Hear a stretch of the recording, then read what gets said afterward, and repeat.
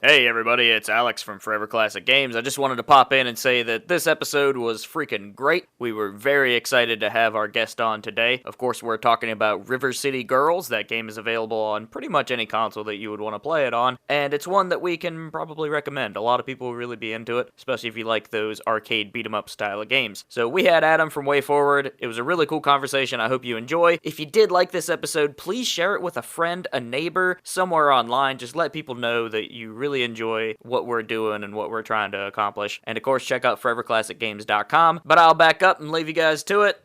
You know where to find me. Enjoy today's episode. You may think it's true, but money lies instead. False sense of security gets inside your head.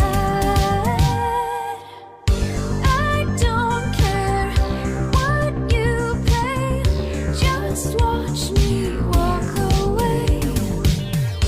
If cash is your reason, you won't keep anyone. Welcome to the Forever Classic Podcast, the show seeking enlightenment through video games, films, and other geek culture. I'm Alex McCumbers. Here with me, as almost always, is Mr. Zachary Snyder. Of course, of course. And Zach, we have ourselves a really fun guest that I'm super excited about. We have Adam Tierney, who was the main guy, I think, for River City Girls. I directed. I don't know if I'd say main guy, but my title is director on it, yeah. Lots of talented people involved in that game. Definitely. There has to be, because it just like looking at the trailers and stuff, how much effort has been put into just even the most minute detail. Yeah, for sure. So River City Girls has really been making waves. It's been all over the internet. I've seen lots and lots of talk about it. And it was only announced really maybe a month or two ago? Yeah, so it's a co-production between our studio, Way Forward, and Arc System Works. And they've been dealing with this brand. It's called Kunio-kun in Japan, and we call it River City usually here in the US. I think they've been making games for about 4 or 5 years, ever since they bought the brand. And they kind of led a little bit on that and said hey, normally what we do with our games is about, 1 to 2 months out, we'll do the unveil and then just do constant promotion up until release. Yeah, sometimes we'll do, on Way Forward games, we'll do it quite a bit earlier, but we kind of, took their lead on that, and it ended up working out really well. We announced the game formally and showed the first trailer at Anime Expo in July, and then basically did lots of promotion leading up to the September 5th release date, and the timing worked out great. I mean, we got a lot of interviews, we got a lot of kind of rollout of different trailers, and yeah, I really love the timing of all that. I love the fact that you did it like that. Honestly, I'll compare it to movies. I start seeing stuff about movies or anything really, really early, and then I forget about it because I tune it out. It becomes too much normal ad, normal white noise until it's just a surprise. Something's been out for a minute. Yeah, I think you kind of run the risk of getting into that nebulous territory, especially if they go light on the promotion, where you're did that thing ever come out? And then half the time when that happens, the movie will come out or the game will come out. I won't even notice it, and then you're a couple months after release, and do I still want to go around and grab it? So yeah, for me, this has been definitely, of all the games I've worked on, the most kind of concise and well put together pre-release promotion. So I've been really happy with what our team's done. Now, how long has this game in particular been in development? So the development of it, the core development, where it's a full team working on it, was about 12 months. And that's most of Way Forward's games are usually 12 months to, 18 months or so. Occasionally we'll do something that takes longer. But it was about 12 months with a full team. There was a little bit of time at the beginning where it was just me and Bannon, the assistant director, doing planning. And then at the end, there was a time where it's just doing submissions and bug testing. But so a little bit beyond that. But yeah, the core development where we're actually all working, jamming as a team and working on bosses and systems and stuff was about 12 months start to finish. That's awesome. That is really awesome. So Arc System Works kind of came to you guys with the idea then? No, it was the opposite, actually. So okay. we're doing some biz dev stuff in Tokyo, and previously we'd work with Japanese publishers, but always through the U.S. branches. So like when we did Contra 4 with Konami, that was through the U.S. branch of Konami. But way forward, we want to do a lot of these retro brands that we grew up loving on NES and Genesis, and kind of the gatekeepers of most of those brands are the Japanese offices. So we did a Japan trip, and we were lucky enough to schedule a meeting with ARC. We got to visit their offices, and it was one of those things where River City Ransom was a game that we played ever since we were kids. Super Dodgeball, like a lot of the games that have made it over here from the series. And one of the directors here showed me the Super Famicom game, which we never got in the US, and it starred Masako and Kyoko, and they're playable, and they're just really kick-ass, and just the way they animated them and the way they played in that Super Famicom game was great. So I thought like it would be really cool and feel very like on brand for Way Forward to do like an update to this game, and that's what we pitched them. So we worked with Priscilla Hamby to redesign the characters, and almost every illustration you see in the game, including the manga cutscenes, including the portraits, almost all of it is by her. So she's kind of like our visual concept artist for the game, as far as additionally our main illustrator. She did concepts for the pitch. We dropped by Arc Studios. We said, hey, we love the Kunio-kun brand. Here's what we'd want to do with it. And they were just immediately on board. And we talked for a few months after that, and then basically decided to, both tag team and work on the game. I absolutely adore the visual style of this game, and I think it really carries it to a level that, I mean, beat 'em ups are the type of thing that mechanically have been fairly simple for a long time. It kind of like stands on visual and sound elements, and River City Girls, to me in particular, definitely knocked it out of the park in the visual standpoint. Oh, thank you. I mean, that was something that we knew early on would be important, and not just because, we want to have a cool looking game. We always want to have a cool looking game or a cool sounding game. But this one in particular, in Japan, there have been over 50 Kunio-kun games in the past like 30, 35 years. I think in the US, we've got maybe like, 15 or 20 of them if you count everything. But there's so many games, and it's unusual compared to a lot of retro brands in that they never really tend to update the characters. So if you look at the last few Kunio-kun games right before ours, they're still using those NES style sprites. So what we knew is, okay, if we're going to do a River City Kunio game, we can't just have it look like all the other ones, because people are going to say, wait, did I play that one? Is that the one from 3DS? We didn't want that level of confusion. So we knew early on we were going to like really break the mold in terms of the way it looked, the way it sounds, the personality of it, to really make it stand out. And then hopefully that would make a game where we're appealing to brand new audiences who have never played the series, but then also getting all those old audiences, who are familiar with the characters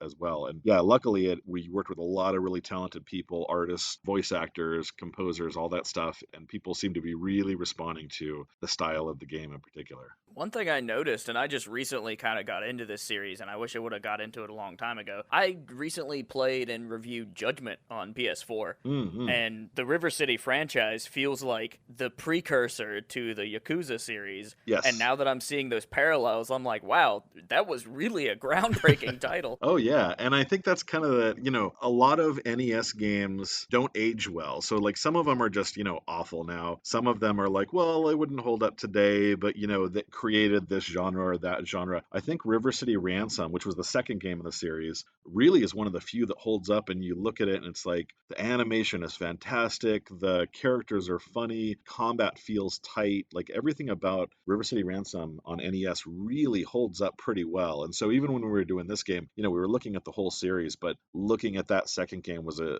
huge influence to how we would look at combat and accessibility and fun and game flow and all those things. No, I definitely really enjoyed it myself. I've actually been pretty far away from beat 'em ups for a really long time, but I picked this up from Alex kind of leading me into it, and I've been really glued to it. I haven't gotten very far because it's hard, and I haven't done a beat 'em up in a really long time, so I feel like I'm relearning things entirely, but I've enjoyed every bit of it, and all the like anime style artwork and stuff too. It has made it really fun in between. I find it to be very, very funny. Oh, thank you. Yeah, I mean, there's probably no game genre that can get boring as quickly as a brawler, because you're doing the same thing over and over and over. You're just running from enemy to enemy and, attacking them with the same number of attacks. So luckily we had Bannon, my AD on the game, did a wonderful job on the combat. I thought all the combat designs, all the enemies and bosses were great, but we knew that we would need like very compelling connective tissue in between all that stuff to keep players going along. So we knew it had to be funny. We knew we wanted it just like stuffed to the gills with story and VO. When we made the world, there's no tile sets at all. So normally on a pixel game, you make your tile set like here's our streets, and then you know stamp those 1,000 times to make like a bunch of different streets. This one we just had the artist draw each individual scene, so it's constantly just like new locations and yeah, all that stuff, all the music, all the vocal music, all the like running story stuff. It was all to make it so that players would play through this game for 8 to 10 hours or however long it takes them and get to the end and not get burned out and say like, I feel like I'm getting bored at this time. I think the RPG elements really are helping me carry. And like Zach was saying, I find it really hard on single player because even though I have 2 other people living in the house, it's hard to recruit them for whatever reason. My wife, she only gets into like Tomb Raider and stuff. Yeah. But she was having a ball with the characters of this game because I was playing it on the TV and like somebody would say a line and the first boss came out because I was struggling on her, so I did get Eli to help me beat that one. And she comes out and my wife's like, I adore her. She's great.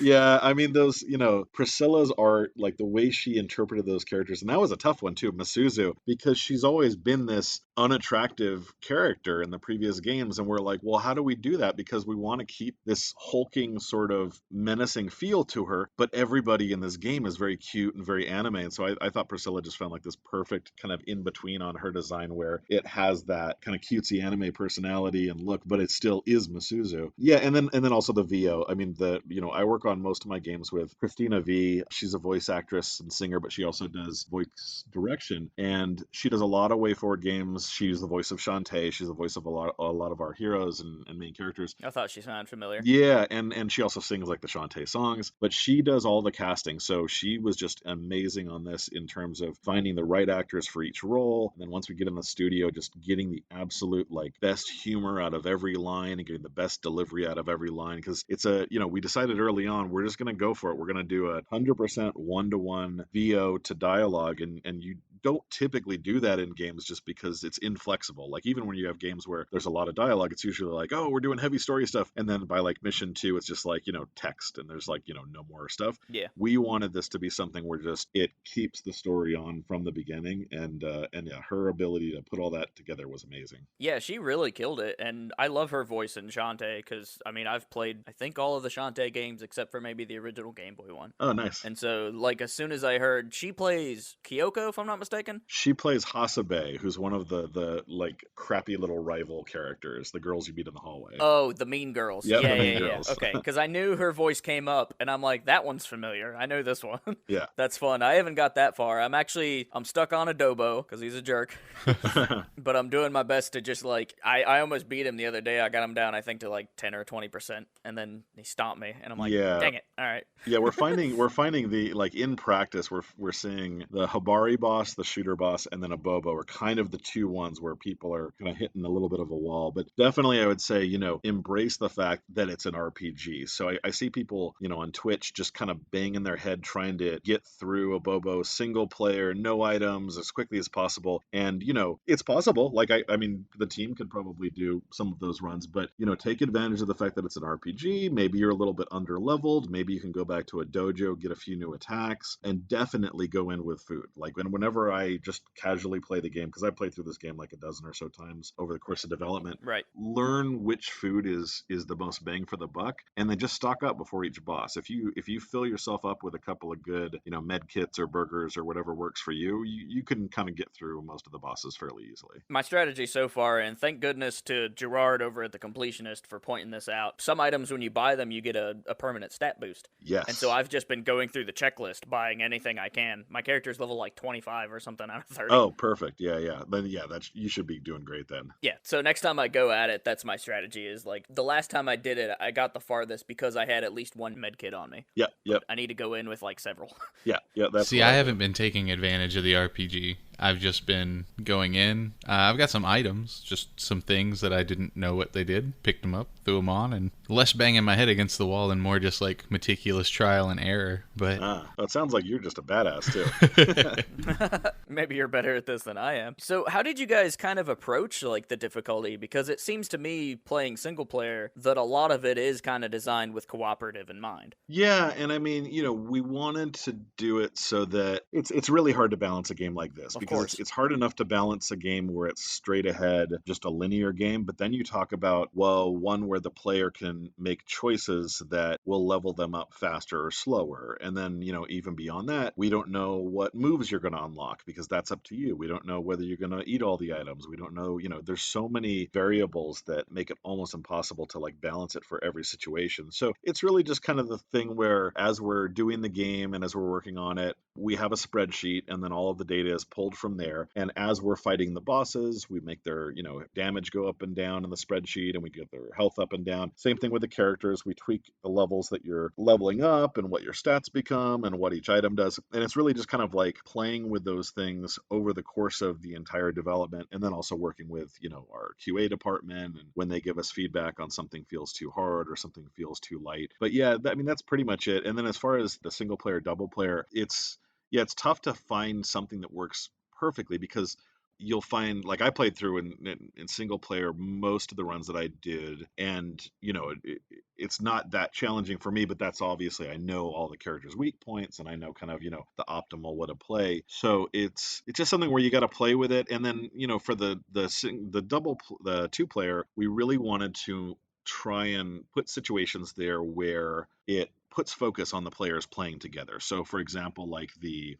stomping to bring each other back to life, Hmm. or if there's a boss, who are they going to attack, making sure that they're choosing a character, the other character can get behind them, kind of like just, coordinating that dance between all of them. But definitely we didn't want to do a game that was too easy. So, the bosses, especially, midway through the game start to get a little bit tough. Definitely reward you if you grind or if you go in with items. But the other thing is that we wanted to balance that out. And so everything is very low risk. So, when you die in the game and you hit continue, you lose a little bit of money, but you jump right back in. Yeah. In a two-player game, if one of your friends dies and you can't do the stomp to save them, move one screen over, they can jump right back in. So that's kind of how we found a lot of the balance, and it seems to be kind of going okay with looking at people playing the game on Twitch and getting feedback from them, even when it gets tough, as long as they can get through, as long as you can, beat a Bobo once or beat Habari once, then you'll get through the game because those are the few choke points. Everywhere else is pretty lenient in like not taking away too much of your progress if you lose a life. I thought about difficulty for a long time because I was recently at PAX West, and of course you guys were there with Limited Run, and my buddy David over at the Ardcast is the one that introduced me because I just didn't have the schedule room to get you guys,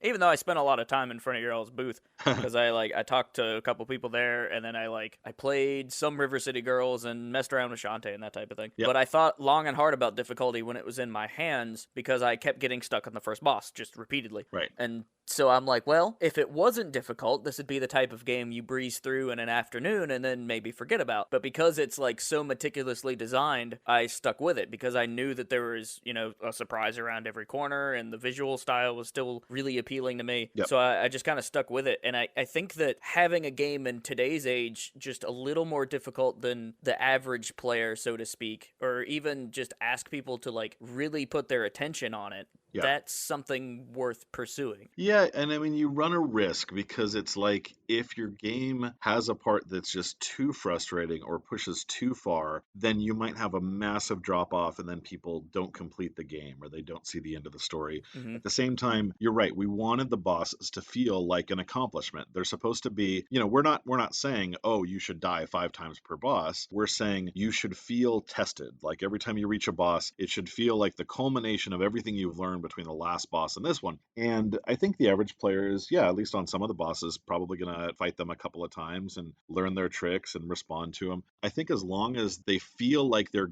gaining with each effort and it's only a handful of tries and they feel like they're getting progress each time, they'll stick with it. And then then it's really satisfying because what I've seen on watching people on Twitch is maybe it'll take them 3, 4, 5 times or more to beat a Bobo, but they're getting a little bit better each time, they're losing less health each time, Mm-hmm. they're finding out his moves and reacting to them. So that to me all feels good. And then of course that's like the ebb and flow is like coming out of that, it's like, oh my god, that was exhausting. Then it goes back into the flow of stages where it's like, okay, now it's low consequence. If I die, that's okay. I can continue. I'm auto saving my progress. Nothing's manual. So, kind of that ebb and flow is with the bosses as the choke point. But we didn't want to do it too easy, because if somebody went through and they just felt like every boss was a breeze, then, for a game like this, it's going to feel like a negative. And I think also just like, the way the combat is, the way that Bannon designed it and the way that we all put it together, I like that it's like a very kind of aggressive from all sides. So like watching people play, you tend to get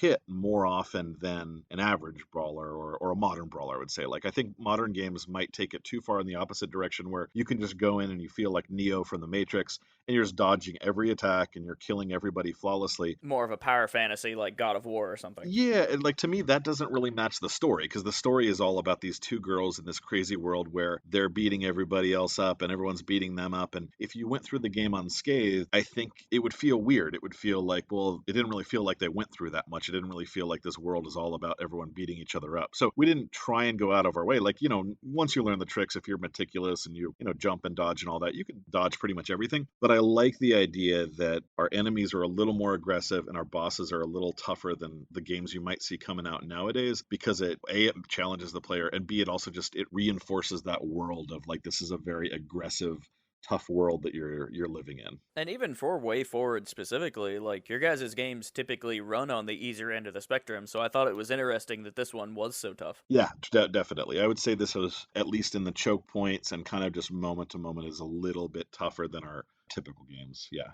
Now, you've mentioned watching a lot of Twitch streams. What has been some of your favorite moments of, like, seeing the game as it's come out and how people are approaching it now that it's been out for, several weeks? I mean, it's really just, you never stop critiquing yourself. So for me, it's like watching them. Are they laughing at the jokes? Are they noticing the doorway? Like, I watched a Twitch stream the other day and they ran right past the first dojo and just kept playing for like an hour. And it's like, oh God. And, if you look at the dojo, it's like there's this massive doormat with a huge arrow pointing in, and it's like, what else? And it's yellow. It's like, what else can we do to like make you go in there? But for some reason they missed it. So it's kind of looking at a lot of that. Like, are they getting all the cues we wanted? Are they laughing at the parts? How are they doing on the bosses? I love seeing first reactions of everything. So like the first time they see the sex ed film, or the first time they learn they can stomp their friend back to life, and seeing if they're getting engaged by that stuff, if they think that stuff is funny, that's really cool. And then beyond that, it's kind of just looking at like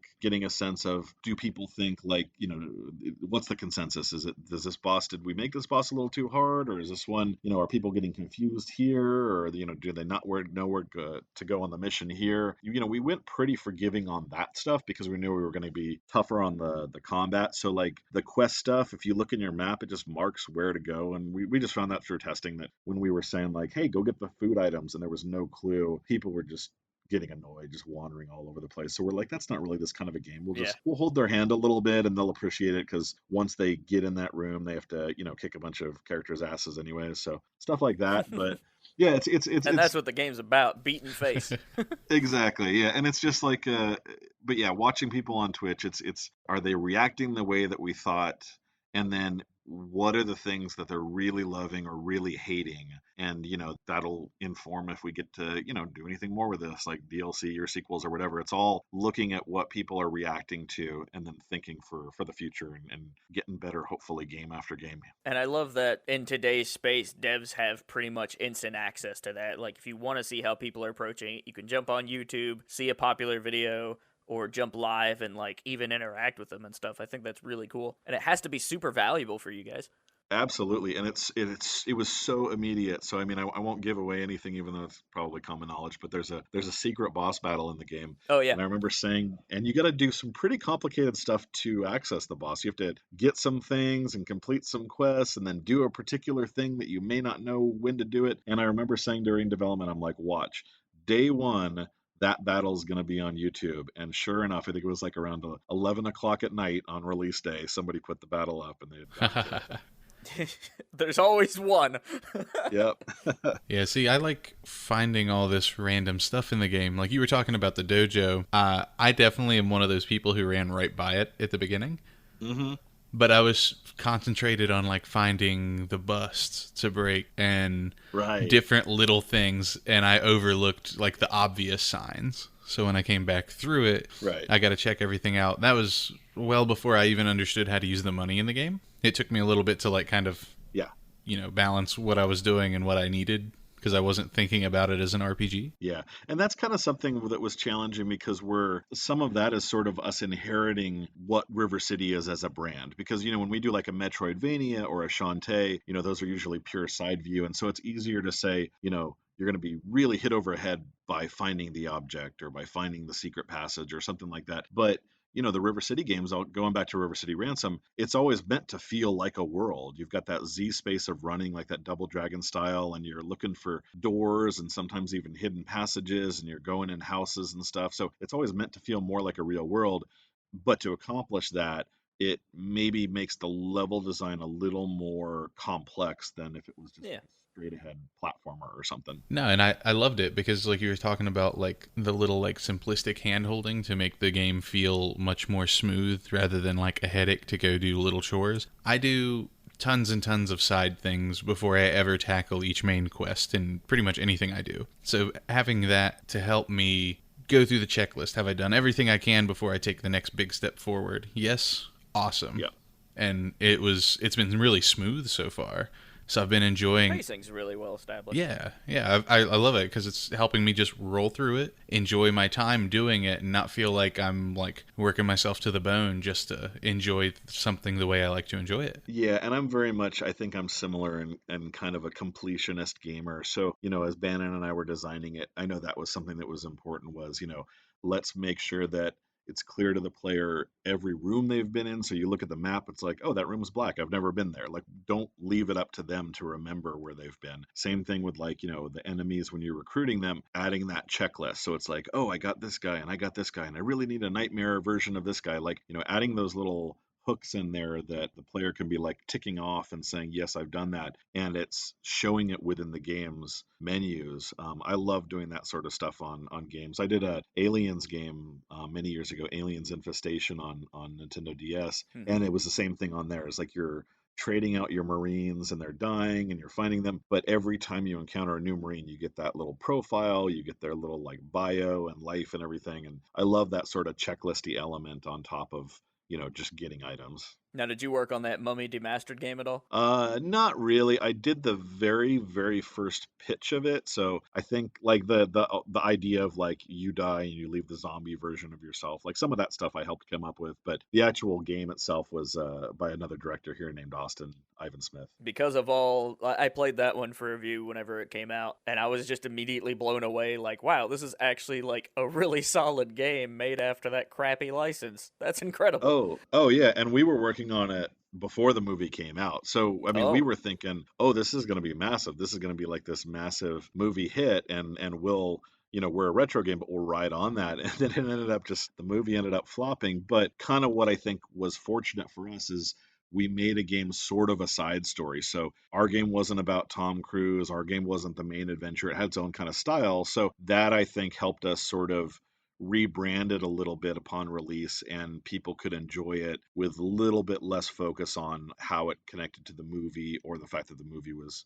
kind of a flop in the end. I honestly wanted to see that movie following that, and I still haven't watched it. I used to love the old, like, Mummy 2 and stuff. I thought was great. Oh man. Oh yeah. I was like, they actually got me to want to see this movie. How crazy is that? But you mentioned DLC and possible things in the future for Kyoko and Misako. So has that actually like been in discussion at all? Is there anything that you can talk about? So I mean, yeah, nothing we can announce, but yeah, we've been talking about it with Arc since the beginning. And I mean, for me, that was the big goal with this because most of the games Way Forward does are not sequels, or even if they are, that's like, on a new system, so not that much effort carries over. Mm-hmm. Like the last Shantae was nice because it was similar in a lot of ways to Half Genie Hero. Seven Sirens is the new game. And so kind of some of the work on that fourth Shantae game could carry over to the fifth. But, it's always nice to have those opportunities and we so rarely get them. River City is one where we're like, oh man, if we ever get to do more with this, it's going to be great because you have to develop so much. Like we have to put together a dozen different RPG systems and items and accessories and stats and leveling up. Like you have to put all this foundational work.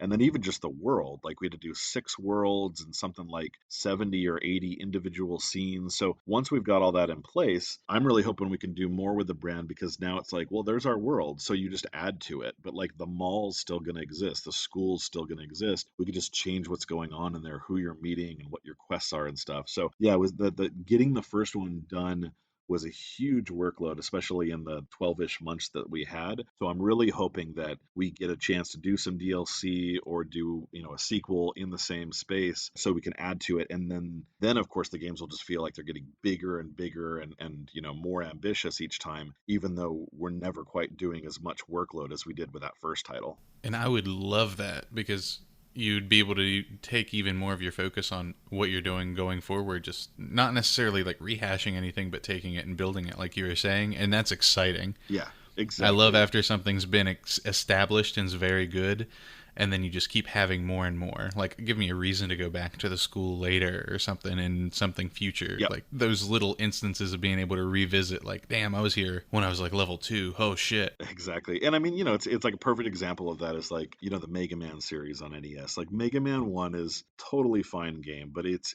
pretty rough. And then Mega Man 2 and 3 are some of the best games they've ever done on the system. Yep. But the foundation was there. Like they had the playable characters, they had the way the stages and bosses work, and they got to just take on the personality and make better bosses and better weapons and stuff. So and also we would be following suit. So I mean that's what Arc did with their own River City games. They were doing the DS and 3DS ones. I think they did like 3 or 4 in a row, and it was kind of the same game as far as like assets, but they were just building onto it. And then they've also got the brawler games on like PS4, the Melee and Melee Mock and stuff like that. Those are great too because they're just adding to it. In fact, I think the one that's coming out, I think it's not out yet, but it's coming out in like a month or two, has something ridiculous, like I think like 180 playable characters or something. And it's Oh just wow. because they just keep adding to it. So it's just like, all right, well, we did this much of the last one, and then here's the version 2, and we did this much, and then here's the version 3. So yeah, I'd be very excited if we get the opportunity to do a little bit of that kind of like content stacking game by game. Now, Way Forward's been busy because Shantae's coming out soonish, I think. Is it before the end of the year? So it's out on Apple Arcade right now. I'm not sure the release date on other platforms, but the Apple Arcade kind of first chunk of the game is already out right now. Yes, and I have been having a hell of a time with the Apple Arcade, which is weird because I am definitely like anti mobile game, and I have been for a long time, specifically because of the monetization models. Right. I find them toxic and they don't really have a place in the creative space, in my opinion. But the Apple Arcade is great. And you guys have 2 games on there. You have the first little bit of Shantae, and then you have another one. Yeah, we have Spider Sores, which it's an original brand we created, and it sort of scratches the Contra itch. So if you liked what we did with Contra 4 way back when on Nintendo DS, it's very similar to that. In fact, it's directed by Tom Hewlett, who was the producer of that game, and then ended up coming to Way Forward later on. And yeah, both games are really cool, and it's been fun working with Apple. I know their big emphasis with this initiative with Apple Arcade was get games that don't feel like a mobile experience. Like get really big, meaty games that feel like they would have normally been done on PC or console. And so it was kind of interesting to, do big premium games. Like you said, no focus on monetization, no focus on like, oh, you ran out of energy, please give me 99 cents. Like there's none of that. We're just making these awesome kick-ass console style games that are running on iPhone. And yeah, I love it. I think it's really smart of them. And I think that they're probably saying, okay, we're sort of doing that sort of monetization or free to play thing is not going to keep getting the classic gaming audience. We need something to, be a competitor to PS4 and Switch and Xbox One and stuff like that. So yeah, and for us it's great. I mean, we've been doing mobile games pretty much since the iPhone came out, but it's nice to be able to do some straight up like really satisfying meaty premium games that you can sit and play for hours on end. No, I don't know anything yet about like the kind of dealings that goes on between Apple and the developer, but is there any way you guys are able to port said games that release on the Apple Arcade on another system? I mean, Shantae is going to be multi-platform, and Sayonara Hearts is another example of that. Yeah, exactly. So I played Sayonara Hearts on my Apple Arcade first, and then immediately bought it on Switch. So yeah, I mean, as far as I know, I think it's just all over the place. I would imagine that there are probably some games that are everywhere at once, some games that are, exclusive for a while. I don't know exactly what they're planning with all their stuff. But yeah, I mean, obviously Shantae is already mentioned as coming to other platforms. And so, yeah, I think it's a little bit of everything. But you guys haven't been locked into an exclusive deal or anything with Spider Source. I don't know that, and I think that's probably also the kind of stuff that even if I did know the specifics, maybe that would be a little NDA. Fair enough. It's so weird because there's like so much industry knowledge, I think, that a lot of people are curious about for the Apple Arcade. Yeah, and honestly, that would be the perfect thing to just ask at WayForward on Twitter. We have a guy who's running that account, and he's on the ball of like when things are coming out and what platforms they're on, or what's been announced and what hasn't been announced. So yeah, if you ever have any questions for when a Shantae is coming out or when a Spider Source is coming out, usually the ask in the Twitter account will give you the quick answer. Oh, that's Nice. awesome.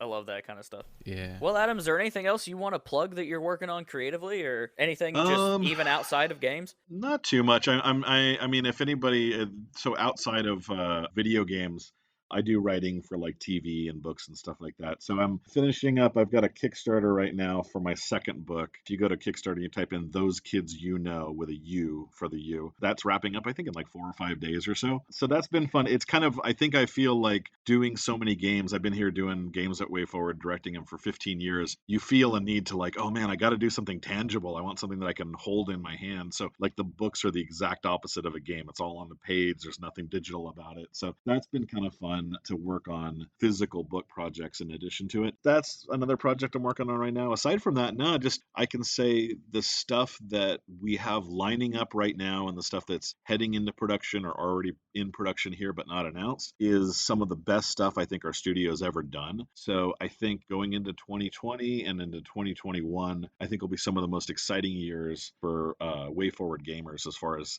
the brands we're working on and the kind of games that we're making. That's awesome. So far, you guys haven't put one in front of my eyes that I haven't liked. I always walk away at least enjoying it for, the initial playthrough. Nice. Yeah. That's awesome. Well, Adam, thank you so much for coming on the show. I know it's kind of a late evening for you, and we really appreciate you cutting out the time for us. Yeah, man. Thank you so much. Absolutely. Yeah, thanks guys. This is a good chat. So I hope everybody likes River City Games. Check it out, and if you guys play it and buy it and like it, then hopefully we can make some more of them. I hope so That'd too. be awesome. And of course, anybody who wants to keep track of Forever Classic, you can go to foreverclassicgames.com. That's our central hub for a lot of things. You can also send us an email at theforeverclassicpodcast@gmail.com. And as always, stay cool, my friends. Last night I took my boo on a nice romantic date, and I went to pay the check, and she cracked my skull with a pasta plate. Said I don't need no harm, and then she broke my arm, and that's the kind of charm that I appreciate. I've always got a concussion, not for a day. My spine's been fractured 6 times. The fastest way to this was hardest to take me down with martial arts.